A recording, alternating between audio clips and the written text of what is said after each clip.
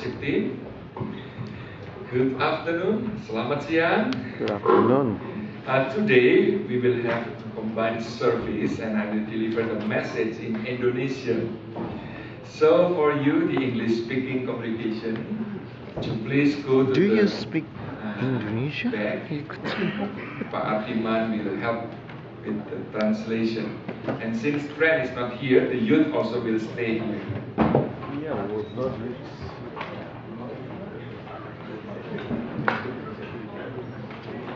Artiman.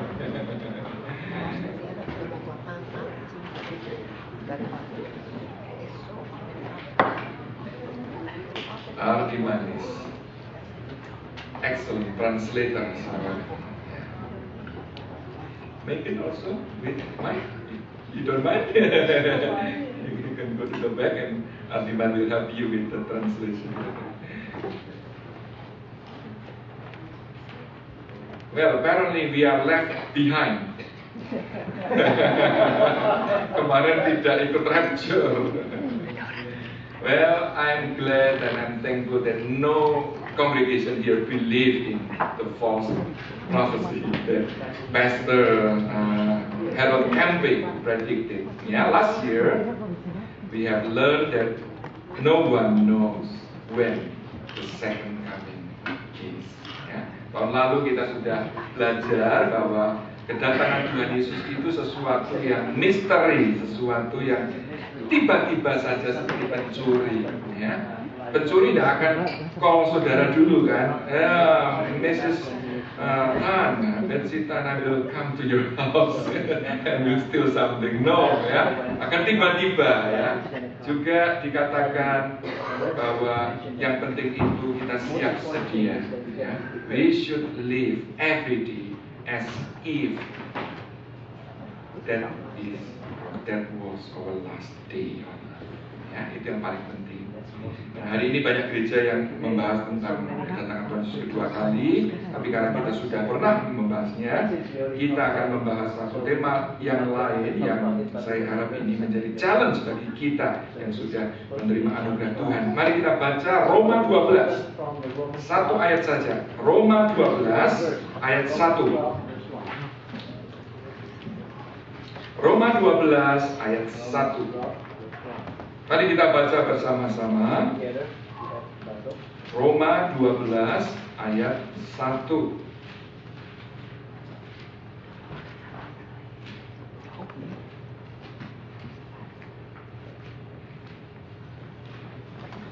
You ready? Kita baca dalam bahasa Indonesia dan Inggris secara bersama. 2, 3. Karena itu, saudara-saudara, demi kemurahan Allah, aku menasehatkan kamu supaya kamu mempersembahkan tubuhmu sebagai persembahan yang hidup, yang kudus, dan yang berkenan kepada Allah. Itu adalah ibadahmu yang sejati. Mari kita berdoa. Tuhan, firman-Mu sudah kami baca. Mohon Roh Kudus, Engkau mempersiapkan hati kami.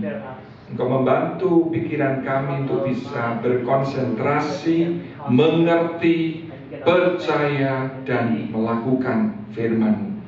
Mohon urapan-Mu Tuhan atas kami sekalian. Dalam nama Tuhan kami Yesus Kristus kami berdoa. Amin. Saya mohon saudara untuk tetap bisa membuka Alkitabnya, karena kita akan mencoba menggali ayat ini kata demi kata. Ya. Ayat ke-1 diawali dengan kata apa? Karena itu. Saudara, kalau kita mengucapkan karena itu, berarti ini merupakan satu kelanjutan dari apa yang kita bahas sebelumnya. Ya. Dan memang itulah yang Paulus masukkan di sini. Saudara, dari pasal 1 sampai pasal ke-11, Paulus dengan serius mengajarkan doktrin-doktrin penting secara sistematik dan lengkap. Saudara, kalau saudara mau belajar tentang dokter kekristenan yang sistematik, yang lengkap, pelajari kitab Roma. Dari pasal 1 sampai pasal 11, Paulus mengingatkan jemaat di Roma maupun kita sekalian, bagaimana kita ini sudah dipilih oleh Allah. Paulus berbicara mengenai election. Bagaimana kita ini orang-orang yang diberkati Tuhan. Kita orang yang berdosa, tapi Tuhan kasihi, Tuhan pilih. Kemudian pada waktunya Tuhan calling. Tuhan memanggil kita ke dalam kerajaannya. Dan kita mengalami apa yang disebut justification. Kita orang yang berdosa, yang guilty. Tetapi karena Yesus begitu mengasihi kita, Dia ambil punishment kita, sehingga kita mendapatkan pembenaran. Nah, saudara, di sini setelah membahas 11 pasal, dimulai pasal 12, Paulus mengawali dengan kata, karena itu ini apa? Ya, kalau kita ini orang berdosa, tapi Kristus mengasihi kita. Dulu kita memusuhi Kristus, tapi tetap Kristus mengasihi kita. Bahkan Dia mau mati untuk kita. Kalau kita ini sudah diselamatkan, kalau kita beroleh hidup yang kekal, nah, sekarang respon kita apa? Gitu. Nah, sekali lagi kita belajar di sini bahwa kekristenan itu bukan tentang apa yang manusia lakukan untuk Tuhan. Saudara, kalau kita pelajari semua agama, itu berbicara tentang apa yang manusia perbuat untuk Tuhan. Ada banyak tuntutan. Tetapi kekristenan justru dimulai dari apa yang Kristus lakukan untuk kita.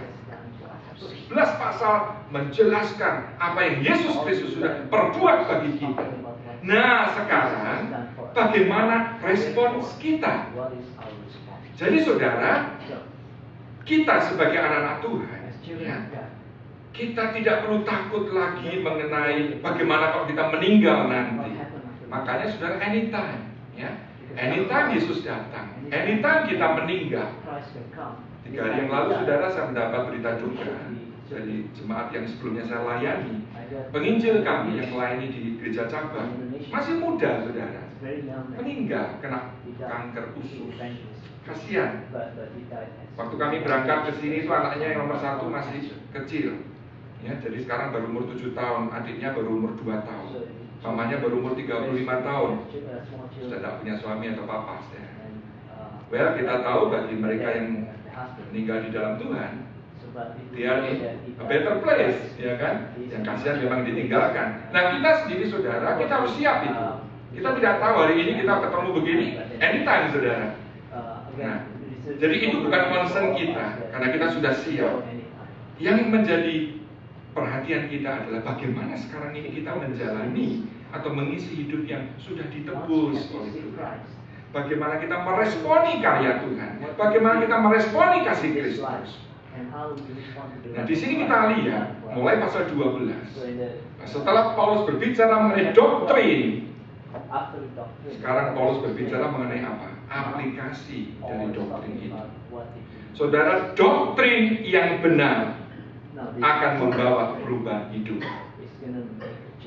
Doktrin bukan sekedar pengetahuan di otak, saudara. Pengetahuan tentang Allah. Tapi solid theology leads to change living and not the opposite. Jadi kalau orang mengajarkan katakan firman Tuhan, mengaku firman Tuhan tetapi kehidupannya tidak beres, itu something wrong, saudara. Ya, karena doktrin yang benar pasti akan membawa perubahan hidup. Nah, ayat ini kalau boleh saya paraphrase, ya, bunyinya itu kira-kira begini. 12 ayat 1. Karena Yesus begitu mengasihi kita, meskipun dulu kita memusuhinya. Karena Yesus sudah rela untuk mau mati untuk kita, maka, nah, begitu saudara, ya. Jadi karena itu bisa dibahasakan seperti itu. Maka titik-titik di sini, saudara, kalimat pembuka ini merupakan kunci atau rahasia perubahan hidup dan ketaatan kita kepada Tuhan. Saudara, kenapa? Ada orang Kristen, ya, setiap minggu ke gereja, tapi sudah bertahun-tahun mengikut Kristus. Hidupnya itu seperti bumbu miwon. Tahu miwon, saudara? Alias sami mawon. Tahu ya, yang dari Jawa sami mawon itu ya tetep aja. Ya, orang Surabaya bilang pancet, ya. Tidak berubah, saudara. Iya, bicaranya ya masih kasar, suka menyakiti, karakternya juga masih keras, mudah marah, mudah tersungging, ya. Kenapa itu, saudara? Ya. Kenapa ada orang Kristen yang untuk doa saja, susah, saudara. Jangankan 1 jam, doa setengah jam aja rasanya sudah seperti seminggu, ya. Susah untuk belajar firman Tuhan, susah untuk memberi, untuk mendukung pekerjaan Tuhan. Saudara, jawabannya sudah sederhana. Karena orang itu belum menyadari dan merasakan betapa besarnya kasih Tuhan kepada kita. Saudara, semakin kita tuh merasakan, oh Tuhan, Engkau begitu baik, Engkau begitu mengasihi aku. Saudara, ketika engkau mengalami, merasakan betapa Tuhan itu mengasihi saudara, tidak usah sudah diributin, saudara, tidak usah didorong-dorong. Saudara akan punya kerinduan berdoa, saudara punya kehausan untuk melayani. Saudara perhatikan orang yang sedang jatuh cinta. Ada yang sedang jatuh cinta di sini. Saudara, kita yang lihat itu bisa bingung. Baru ketemu di sekolah itu, pulang langsung telepon. Telepon bukan cuma 5 menit, 2 jam, saudara. Sampai kita bingung yang ngomongkan itu apa gitu ya. Nanti malam juga text messaging, berjam-jam begitu. Tidak terasa bagi mereka. Mereka spend 10 hours every day. Tidak terasa. Kenapa? Hati mereka saling mengasihi. Itu yang terjadi kalau hati kita punya kasih pada Tuhan. Saudara berdoa 1 jam itu ya, ngomong-ngomong sama kekasih jiwa kita, tidak terasa, saudara. Kita itu bisa merasakan hadirat Tuhan begitu indah. Sampai tapi sudah 1 jam. Ya. Dulu saudara, saya itu bingung. Ya. Kalau orang bilang doa semalam suntuk, gitu ya. Doa semalam suntuk itu berapa jam, saudara? Yang dimomongkan apa, gitu kan ya? Tapi saudara, semakin kita memiliki satu hubungan yang intim dengan Tuhan kita, cepat waktu itu berlalu. Bahkan kadang kita masih kepingin kita berdiam diri di hadapan Tuhan, bersekutu menikmati hadiratnya, tapi waktu itu terbatas, saudara. Saudara, belum lama ini, tanggal 27 April, salah satu pendeta terkemuka di Amerika meninggal dalam satu kecelakaan. Dia adalah pendiri dari Times Square Church di New York City dan penulis satu buku yang terkenal, The Cross and the Switchblade. Ada yang tahu siapa dia? Pendeta David Wilkerson. Sudah tua, sudah 79 tahun. Yang menarik dari pendeta ini, saudara, dia memiliki compassion, memiliki kasih yang mau berusaha seperti kasih Kristus. Beberapa puluh tahun yang lalu, ketika dia masih muda, saudara, dia ke New York. Dia diberi beban oleh Tuhan untuk mensiarkan kasih Kristus kepada anggota-anggota geng, saudara. Pemuda-pemudi yang terlibat drugs, mereka yang sering fight, mereka yang banyak melakukan perbuatan-perbuatan kriminal, berkelahi dan sebagainya.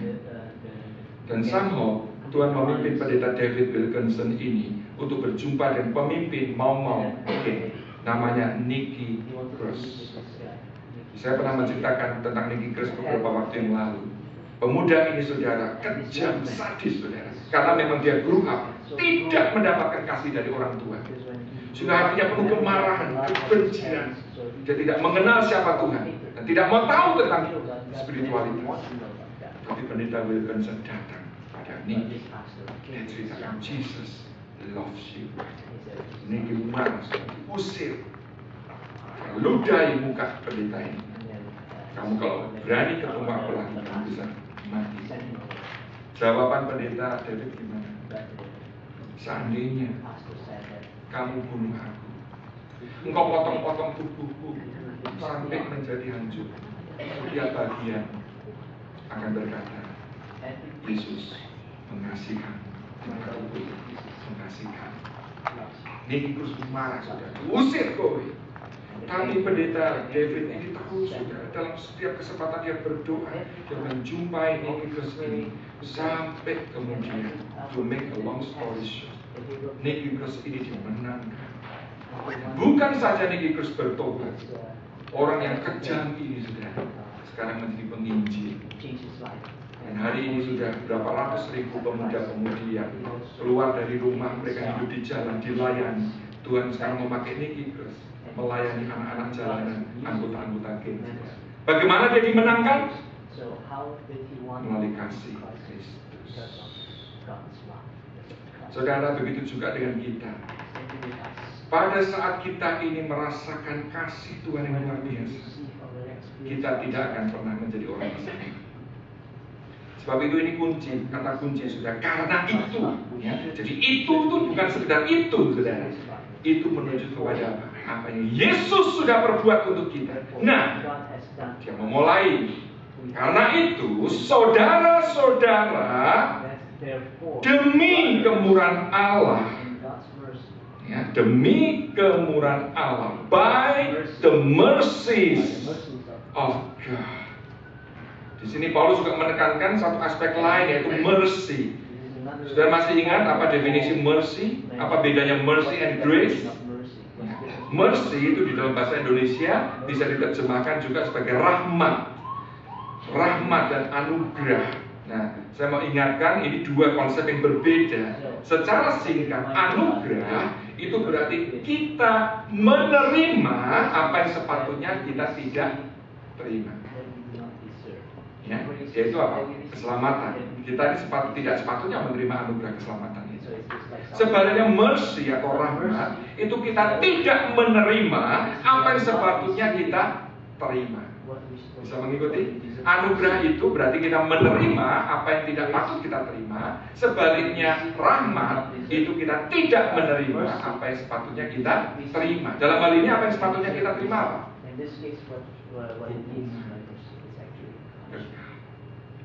Kita orang berdosa, tapi akan rahmat Tuhan kita tidak menerima penghukuman. Kenapa? Karena Kristus sudah menggantikan kita. Itulah sebabnya dia bilang apa? Karena itu saudara-saudara, demi kemurahan Allah, aku menasihatkan kamu. Saudara, istilah di sini Paulus pakai istilah apa? Aku menasihatkan. Bahasa asli dari kata ini bisa juga diartikan I beg you. Saya sampai mengemis, saya sungguh-sungguh memohon kepadamu. Di sini kita lihat, saudara, bahwa Paulus sebetulnya dia bisa menggunakan otoritas sebagai rasul, seperti dia lakukan kepada sama Filemon.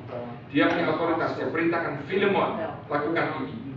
Tapi di sini, saudara, Paulus memakai bahasa seperti seorang ayah yang menasihati anak-anaknya. Dia tidak mau memakai otoritas sebagai rasul untuk memerintah kita, tapi dia pakai istilah apa? Aku menasihatkan kamu, atau I beg you.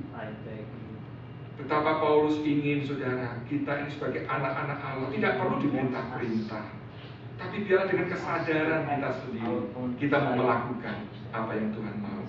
Nah, apa itu? Supaya kamu mempersembahkan tubuhmu. Nah, ini juga menarik karena di zaman itu, saudara, bahkan sampai hari ini masih ada kepercayaan itu, di mana orang memandang tubuh itu sesuatu yang jelek, ya. Tempat di mana dosa bercokol, sehingga, saudara, tidak sedikit orang mempraktikkan penyucian tubuh dengan menyiksa diri, ya. Dicambuki, tidur di atas paku dan sebagainya, supaya tubuh ini bersih dari dosa-dosa, ya. Ada pandangan bahwa tubuh ini sesuatu yang nilainya itu rendah, sehingga tidak perlu dihargai. Nah, justru di sini lewat Rasul Paulus, kita dinasihatkan untuk mempersembahkan tubuh kita. Yang menarik saudara, istilah tubuh di sini juga jamak, ya, jadi plural, saudara. Ini menunjukkan apa? Menunjukkan bagaimana kita semua sebagai orang-orang yang sudah ditebus, kita mau mempersembahkan diri kita. Karena tubuh di sini menunjuk kepada seluruh keberadaan diri kita. Bahasa yang dipakai di sini itu menurut Wolfius merupakan satu bahasa sacrificial right di kitab Taurat, saudara. Kalau kita perhatikan di Perjanjian Lama, kita bisa banyak menjumpai istilah-istilah persembahan korban, betul? Bagaimana sistem itu diajarkan kepada umat Israel. Kalau mereka berbuat salah, ada korban penebus salah. Kalau mereka berbuat dosa, ada korban penebus dosa. Nah, istilah yang Paulus pakai di sini mirip seperti itu, saudara. Tapi ada sesuatu yang unik di sini. Kalau di PL, ya, imam-imam itu membawa persembahan, yang dipersembahkan apa? Binatang. Betul? Binatang yang dipersembahkan. Tapi di sini saudara, yang dipersembahkan apa?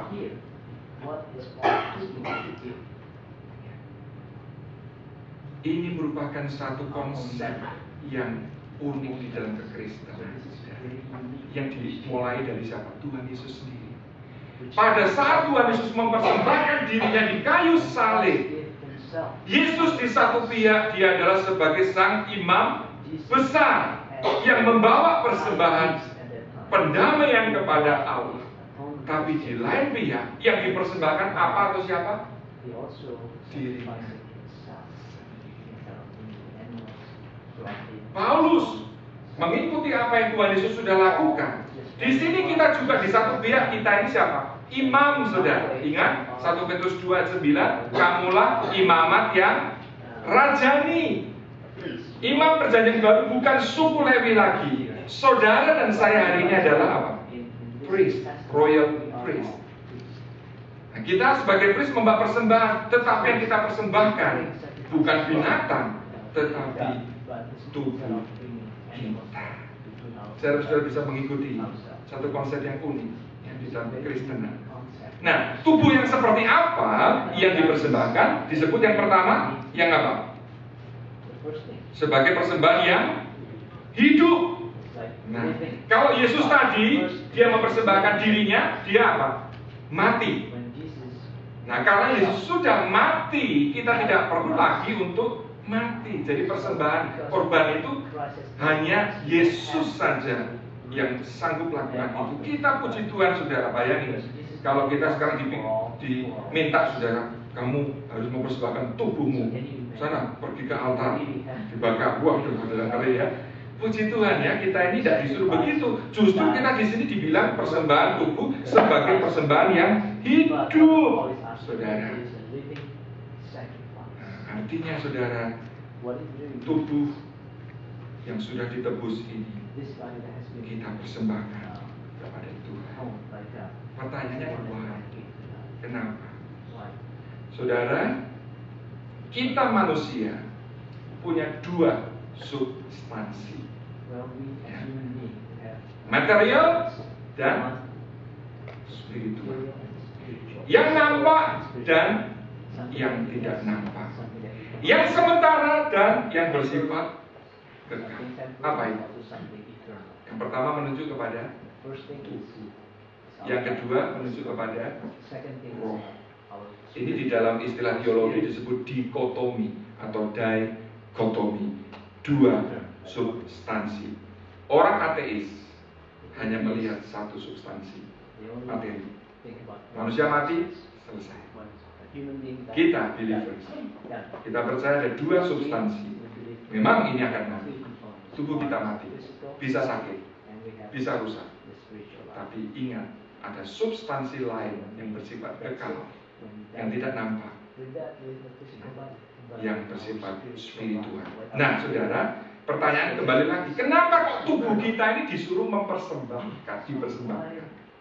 Saudara, secara spiritual, aspek spiritual kita Saat kita itu menerima Kristus sebagai Tuhan dan Juru Selamat kita disebut apa? Dilahirkan kembali. Ya, reborn kan? Berarti secara spiritual kita itu sudah dikuduskan. Kita mendapat status baru sebagai anak-anak Allah. Jadi saudara, penebusan itu dimulai dari mendapatkan status baru. Ingat apa yang Paulus katakan, barang siapa di dalam Kristus, ia adalah ciptaan yang baru. Yang lama sudah berlalu, yang baru sudah datang. Saudara dan saya hari ini adalah anak-anak Tuhan.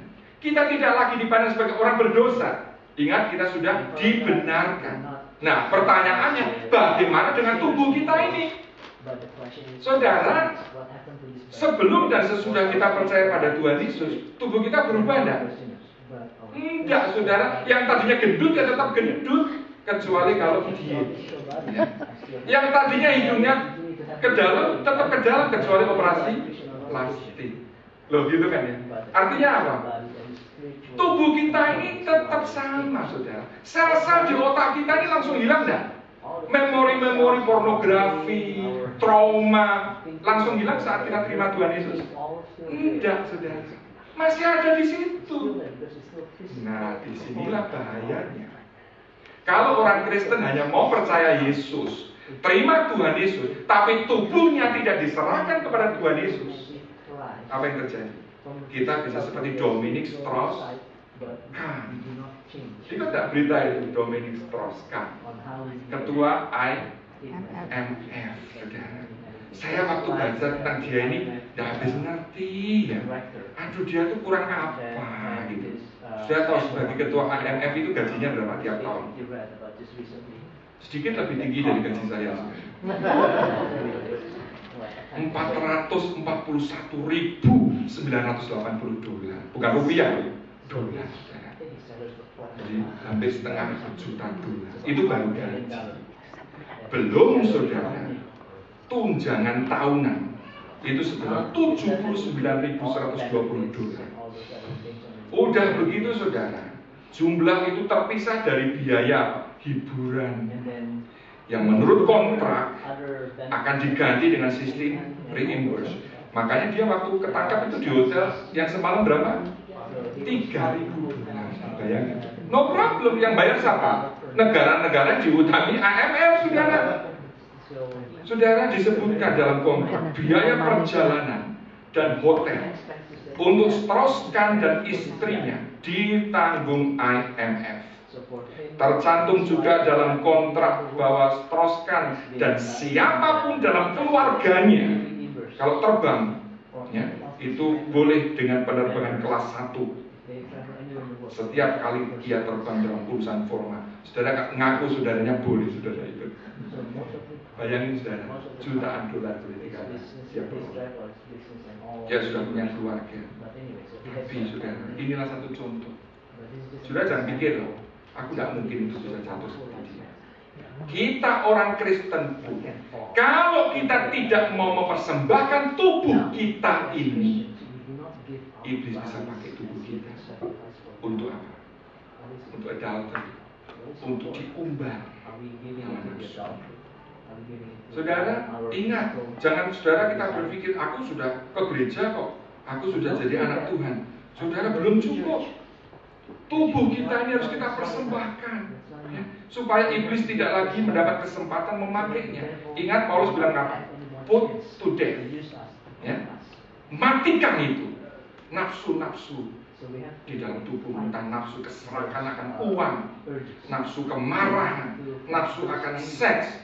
Kalau kita tidak kontrol itu, pada akhirnya seperti Strauss-Kahn, itu mengontrol kita. Saudara, banyak orang menyayangkan Arnold Schwarzenegger ya, mencibir dan sebagainya. Saudara, kita better be humble. Kita pun juga bisa jatuh. Pendeta pun bisa jatuh. Kita semuanya lemah. Makanya kita harus mempersembahkan tubuh kita sebagai persembahan yang apa tadi? Hidup, ya, yang hidup, saudara. Jangan tunggu nanti kita sudah sampai napas yang hampir nggak bisa. Tuhan, aku persembahkan tubuhku. Waduh, ya. Jangan sekarang ini, saudara. Ya, kita persembahkan tubuh kita ini. Ya. Dengan kata lain, kalau Paulus bilang di ayat tadi, dia bilang gini, hati-hati loh. Kalau kamu tidak menyerahkan tubuhmu pada Tuhan, kamu masih bisa jatuh. Seperti tubuh kita masih bisa sakit nggak? Bisa. Tubuh kita bisa lemah nggak? Bisa. Demikian juga tubuh kita masih bisa jatuh dalam dosa. Karena apa? Tubuh kita ini sekarang masih terdiri darah dan daging. Nah, nanti kalau kita sudah diubahkan, kita mendapat tubuh kemuliaan yang baru, disitulah kita seperti tubuh kebangkitan Yesus, tidak lagi ya, menjadi lemah dan sakit. Nah, sekarang ini Paulus bilang, hati-hati. Ingat, Kristus sudah mengasihi engkau. Mestinya engkau dihukum, tapi tidak, karena dia menggantikan. Engkau sekarang jadi anak-anaknya. Nah, sekarang ini dengan kata lain Paulus bilang apa? Tunjukkan dong. Tunjukkan. Kamu kalau jadi orang Kristen, buktikan itu dengan apa? Kehidupan sehari-hari. Tubuhmu dipersembahkan sebagai persembahan yang hidup. By the way, saya pernah cerita tentang kisah sapi dan babi. Masih ingat atau belum? Mau diceritain ya? Oke. Sampai jam 1 bisa kan ya? Oh, lebih bisa ya. Satu hari si babi mengeluh sama sapi, pipi, aku stres Pi. Sapi itu gaya lu babi stres barang. Ya bener, aku tuh stres. Sebetulnya bukan cuma stres, aku tuh sakit hati loh, mbak manusia sama Tuhan kita. Jangan dong, dia kan yang kasih kita makan. Iya, tapi coba lihat itu. Kamu dengar nggak apa yang Tuhan kita suka ngomong? Masa yang jelek-jelek itu selalu ditujukan ke aku? Ya. Lihat waktu makan bersama, anaknya makan, mamanya bilang apa? Makan kok kecap-kecap kayak babi. Aku waktu dengar gitu ngenes gitu ya. Suaminya tidur ngorok, istrinya bilang apa? Tidur kok ngorok kayak babi. Nanti kalau anaknya nggak bisa bersih, aku lagi namaku yang disebut-sebut. Jangan jorok dong kayak babi. Aku tuh kurang apa Topi? Kurang apa coba? Kamu lihat tubuhku ini, aduh semua tak persembahkan ke manusia. Ya. Bahkan kulitku, oh Sergio suka tuh kulit babi, ya mbak itu. Belum lagi usus pun juga bisa dimasak sampai kakiku pun, semua tak kasihkan ke manusia. Tapi mbok manusia itu tahu berterima kasih dong, ya, tahu menghargai. Nah sapinya bilang, lu sih salah lu, gitu. Beda dari aku. Kamu memberikan dirimu waktu kamu sudah mati, ya kan? Kalau aku memberikan hidupku. Setiap pagi susuku diperoleh. Itu susuku di mall-mall itu susu. Di Indonesia namanya susu cap nona, bukan susu nona itu. Susuku. Mana ada susu cap babi? Tidak ada kan? Makanya manusia tuh sayang sama aku. Gitu. Saudara, tentu itu hanya sekedar cerita, ya. Tapi maknanya apa? Kita ini, mumpung kita masih hidup, mari kita persembahkan tubuh kita ini untuk Tuhan. Mumpung kita masih ada kesempatan, mumpung kita masih kuat, mari kita persembahkan tubuh kita ini, ya. Sebagai juga persembahan yang kedua yang kudus. Ya. Istilah kudus di sini kalau kembali kepada Perjanjian Lama itu menunjukkan apa? Hewan yang tidak bercacat. Ya. Jadi kalau hewan-hewan dibawa ke altar itu, saudara diperiksa dulu. Ini sempurna enggak? Ada cacat? Nah, kalau ada cacat nggak boleh, saudara. Nah, di sini Paulus juga mengingatkan kita tentang yang kudus.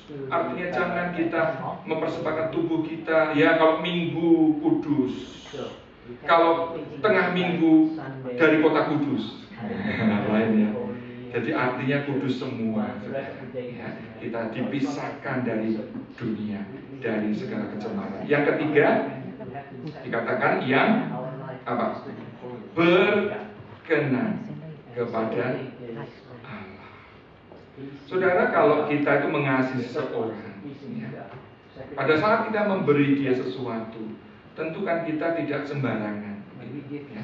Kita akan memberi sesuatu yang memang kita tahu bisa jadi berkat, ya, bisa diperkenan oleh yang bersangkutan. Demikian juga hidup kita ini, saudara. Mari, saudara, semakin kita merenungkan kasih Tuhan, kebaikan Tuhan, kita bertanya, apa yang bisa aku persembahkan untuk Tuhan? Saudara, sekali lagi ini kunci, saudara. Kalau hidup kita mau diubah, kalau karakter kita mau diperbarui, kuncinya apa? Renungkan itu. Renungkan, saudara, ambil waktu, saudara. Jangan saudara sibuk beraktivitas terus. Saudara, satu hal terus terang, ya, saya bersyukur memang kita ada yard sale, food sale. Dan saya bersyukur saudara boleh bekerja keras untuk mempersiapkan itu, melaksanakan itu, sehingga Tuhan juga memberkati dengan income yang boleh dikatakan hampir sama dengan tahun lalu. Itu amazing, ya. Tapi di lain dia sebagai pastor, saudara, saya ada concern. Kenapa? Kalau waktu kita itu habis untuk kegiatan-kegiatan seperti itu, kita menjadi kurang waktu untuk bersekutu dengan Tuhan. Kita kalau tidak hati-hati bisa dialihkan fokus kita dari pelayanan yang membangun spiritualitas hidup jemaat hanya dengan fundraising. Nah, sekarang ini sudah selesai kan, ya? Mari saudara, ya, karena apa? Saudara bisa merasakan. Saya sendiri mengalami, saudara. Waktu berdoa saya kalau kurang, saudara, itu di hati itu tidak bisa tenang, gitu. Kita jadi sensitif. Saudara mengalami tidak? Kalau sudah lagi capek, lagi banyak urusan, kurang tidur, emosi kita ini jadi kurang ada damai begitu. Makanya kita perlu, saudara, ambil waktu bersekutu dengan Tuhan. Kita ingat-ingat, ya, seperti yang dilakukan Daud, saudara. Saudara tahu di kitab Mazmur itu banyak puji-pujian. Itu semua merupakan apa? Refleksi Daud ketika dia merenungkan perjalanannya bersama dengan Tuhan. Dia jumpai bagaimana Tuhan menolong dia, bagaimana Tuhan tidak pernah meninggalkan dia dalam setiap event kehidupannya, baik ketika dia senang maupun ketika dia jatuh. Tuhan selalu hadir. Disitulah, saudara, dia bisa mengkumpul puji-pujian, ucapan syukur akan kasih Tuhan, akan kebaikan Tuhan. Nah, ini yang perlu kita praktekkan, saudara. Ambil waktu untuk kita tuh mensyukuri, melihat kebaikan-kebaikan Tuhan dalam hidup kita. Disitulah, saudara, hidup kita pasti akan berubah. Saudara, kalau mau anak-anak saudara berubah, itu pun juga kuncinya. Saudara, saya makin belajar. Kita ngomeli, kita marah, ya, doesn't work. Kasih itu yang bisa memenangkan seseorang. Semakin orang itu tahu kita mengasihi, orang itu akan makin mendengar kita. Demikian juga dengan keselamatan. Saudara tahu, khotbah mengenai neraka kurang efektif untuk mengubah hati seseorang dibandingkan dengan khotbah tentang kasih Kristus. Memang ada hamba Tuhan yang suka khotbah mengenai hell, begitu ya, scary begitu. Memang, saudara, kita percaya ada, tapi yang mengubah hati seseorang bukan takut akan hell. Yang mengubah hidup seseorang, orang itu merasakan kasih Tuhan dalam hidupnya. Nah, saudara, Paulus konklud ayat 1 ini dengan berkata apa? Itu di sini apa? Yang tadi mempersembahkan tubuh yang sebagai persembahan yang hidup, yang kudus, dan yang berkenan kepada Allah. Itu, ya, adalah ibadahmu yang sejati. Nah, saudara, orang Kristen kalau dengar ibadah itu konsepnya apa? Kalau saudara tanya mau ke gereja, saudara suka bilang apa? Aku mau beribadah di gereja, gitu kan, ya. Jadi seringkali ibadah hanya dipahami waktu kita berbakti di gereja seperti ini. Bukan, saudara. Ibadah yang sejati itu tidak cukup pada hari Minggu saja. Waktu kita 1,5 jam di sini. Ibadah yang sejati tadi apa? Mempersembahkan tubuh kita tadi, yang hidup, yang kudus, dan yang berkenan. Nah, istilah sejati itu menarik, saudara. Di dalam bahasa aslinya itu logikos. Sudah bisa tebak dari kata Yunani ini muncul bahasa Inggris istilah apa? Logical.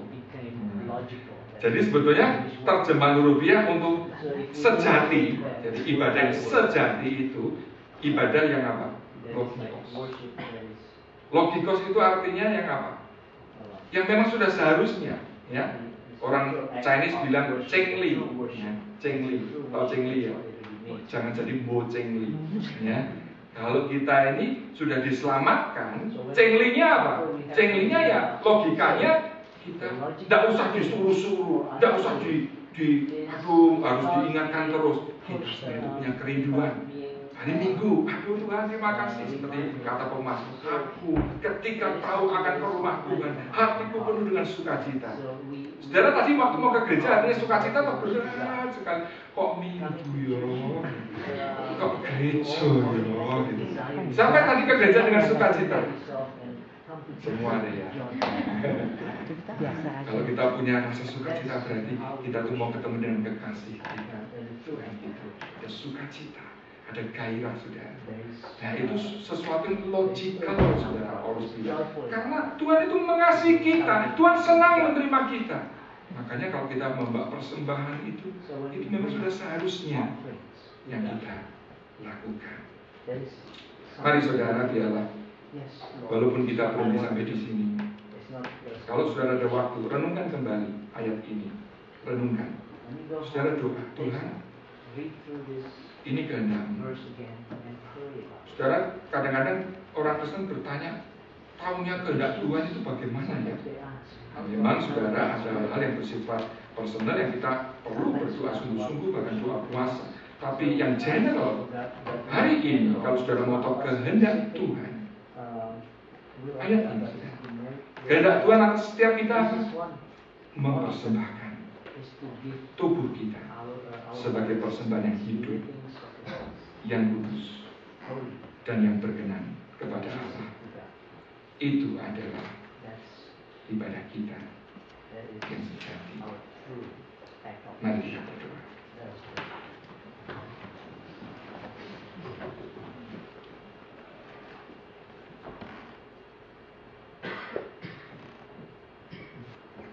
Sementara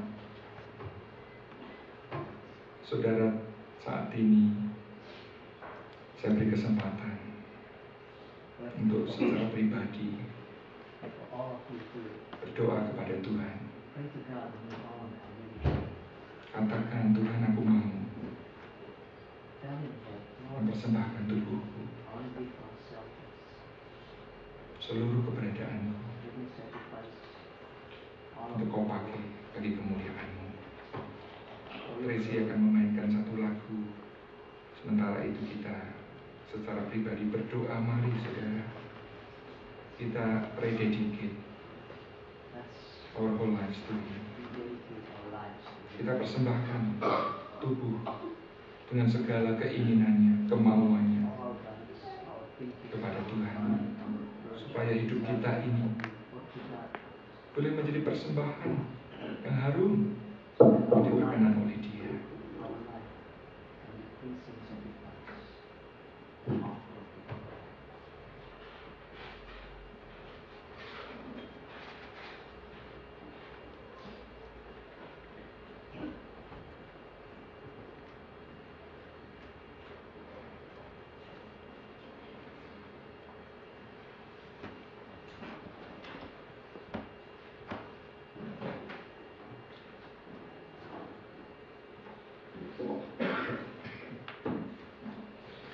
Setelah itu nanti saya persilakan Pak Jimmy untuk memimpin kita di dalam doa.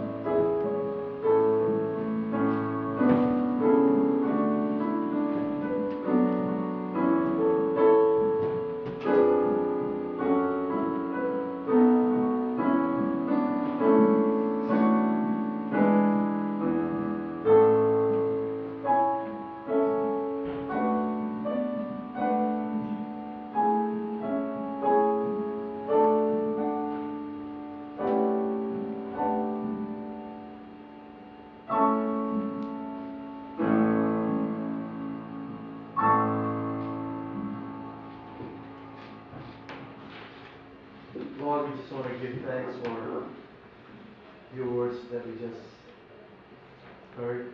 We thank you so much for the opportunity. We can know that you have loved every one of us.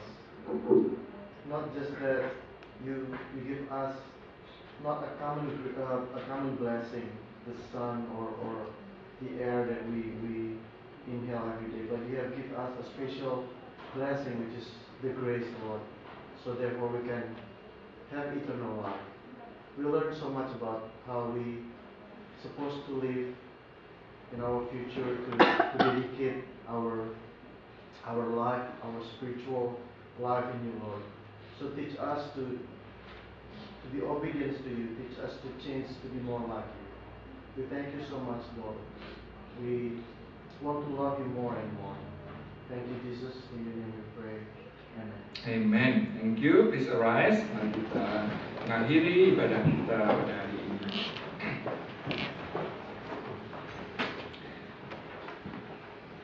Mari kita nyanyikan doa.